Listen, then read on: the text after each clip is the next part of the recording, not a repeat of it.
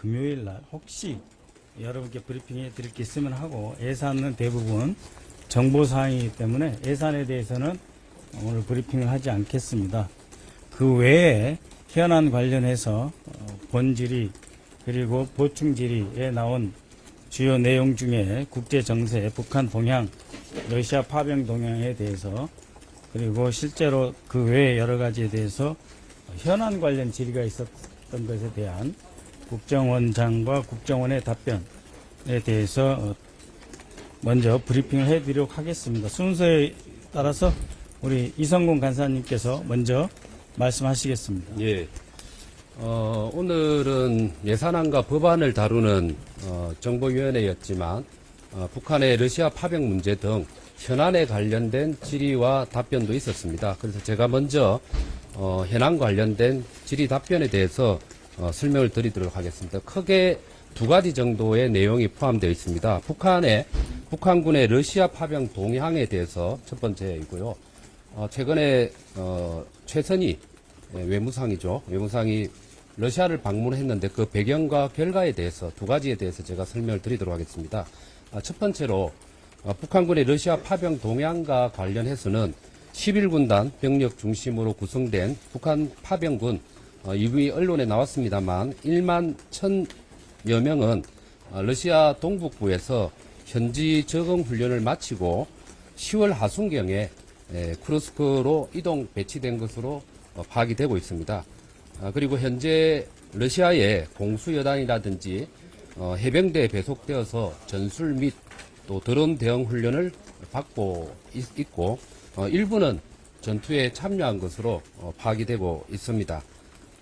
다만 지금 국정원은 또 북한군이 최전선 전투에 참여하기 시작한 만큼 사상자가 발생하고 있을 것으로 보고 구체적인 작전 수행 상황과 피해 규모를 파악하고 있는 중입니다. 그리고 일부 언론에서 투항이라든지 그리고 또 포로 이런 기사가 난 적이 있는데 그 부분에 대한 질문에 대해서도 포로나 투항 그리고 사상자 여부에 대해서는 사실관계가 상충하는 정보들이 많기 때문에 여기에 대해서는 정확한 파악을 하고 있는 중이다라는 답변을 했습니다.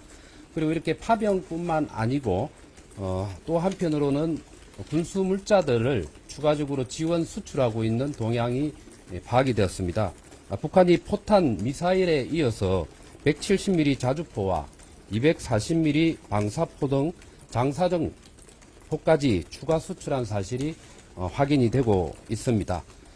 그리고 이들 무기들은 러시아가 기존에 사용하지 않는 그런 무기들이기 때문에 운용 교육이라든지 정비를 위해서 북한 병력도 함께 파견되었을 가능성이 높다라고 보고 있는 상황입니다. 그리고 최선희의 방러 배경 및 결과에 대해서 말씀을 드리도록 하겠습니다.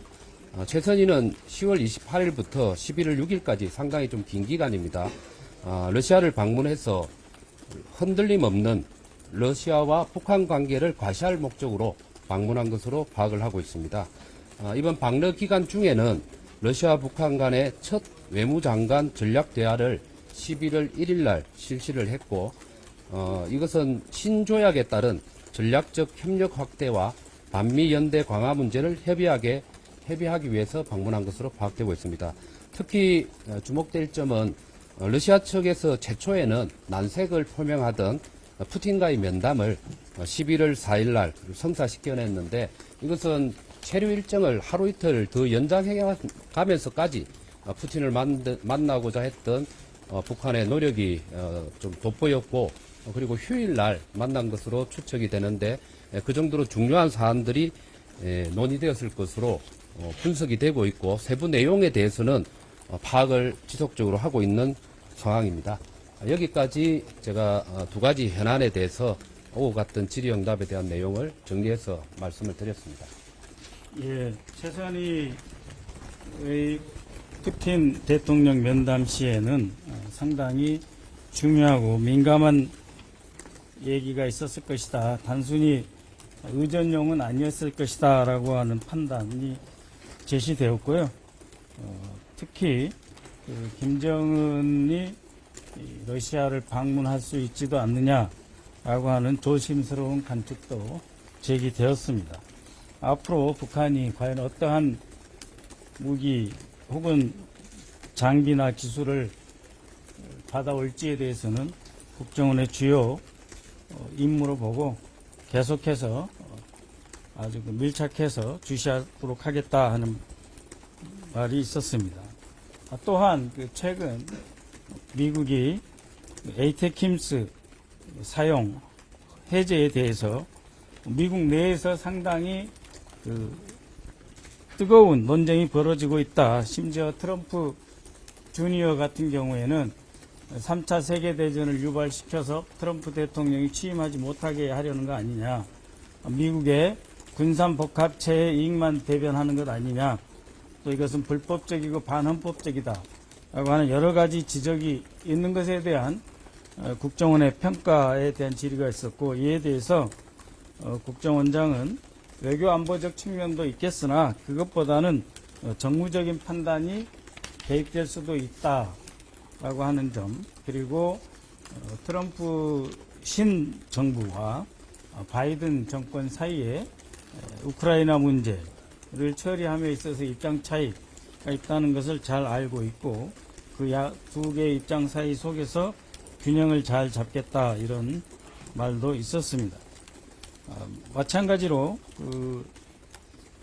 북한의 크루스크를 비롯한 러시아에서의 군사 활동, 이런 것의 상당 부분이 우크라이나발 정보에 의해서 우리가 영향을 받고 심지어는 국민들이 오해도 할 수 있지 않느냐라고 하는 질문에 대해서는 우크라이나와 러시아 모두 현재 전쟁 상태에 있고 두 나라는 모두 심리전과 선전전을 전개하고 있는 상태이다. 그렇기 때문에 일부 정보나 보도 내용이 사실과 다를 수 있다는 점은 충분히 인지하고 있으며, 우크라이나의 정보만이 아니라 여러 우방 국가의 정보, 우리의 자체 정보까지 종합해서 판단하고 있다라고 하는 태도를 보여주었습니다. 네, 일단 브리핑은 이 정도로 하고요. 질문 있으시면 간단하게 답변을 드리도록 하겠습니다. 어제 주한 우크라이나 대사가 소련된 북한군 규모가 12,000명에서 12,000명이라고 했는데 국정원에서 판단한 수치랑 좀 차이가 있는 것 같아요. 그 점에 대해서는 일단 19,000에서 12,000 사이로 국정원은 보고 있고, 19,000이 아니고 1,900에서 19,000에서 12,000 사이로 보고 있고, 일부 인력은 우리가 알지 못하는 사이에도 소수이긴 하겠지만 좀 늘어날 수 있는 것은 아니냐. 다만 그것을 다시 12,000이다, 15,000원이다, 15,000명이다 라고 확정할 근거나 그것의 어떤 유익성? 그렇게 확정해 줄 것에 대한 이익, 이런 것들이 있다고 보지 않는다라고 판단하는 거 있습니다. 우리 정부는 구체적으로 수치를 언급했을 때 1,900여 명이라는 수치를 제시를 했고요.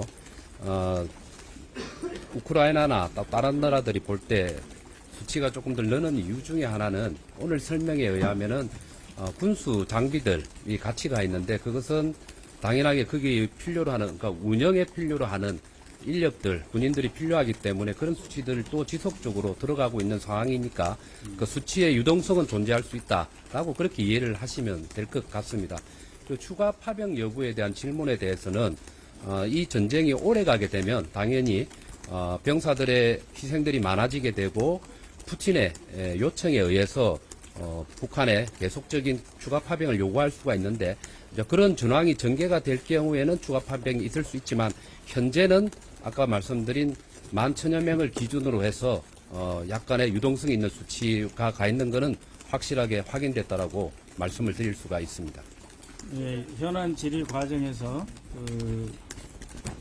북한군이 최소한 일부는 전투에 참여하고 있다라고 보는